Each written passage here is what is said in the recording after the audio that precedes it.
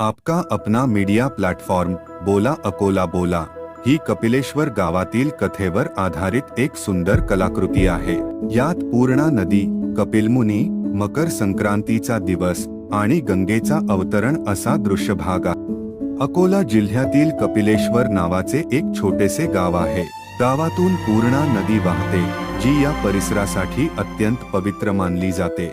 2. कपिलमुनींची तपश्चर्या हजारो वर्षांपूर्वी कपिलमुनी या गावात तपश्चर्या करत होते।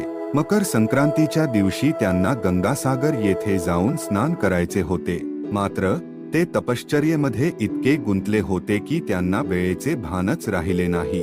3. गंगेला आवाहन जेव्हा त्यांनी डोळे उघडले तेव्हा त्यांना कळले की गंगासागर जाण्याचा मुहूर्त निघून गेला आहे। मग त्यांनी पूर्णा नदीच्या पाण्यात उभे राहून गंगेला आवाहन केले, आज तुम्ही येथेच अवतरित व्हा, जेणेकरून माझी तपश्चर्या व्यर्थ ठरू नये। 4.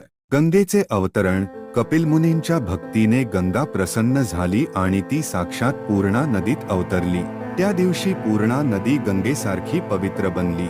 5. भाविकांचा महापर्व आजही दरवर्षी मकर संक्रांतीच्या दिवशी विदर्भ आणि मध्य प्रदेशातील हजारो भाविक कपिलेश्वर गावात येतात, पूर्णा नदीत स्नान करतात आणि गंगेच्या अवतरणाचा अनुभव घेतात।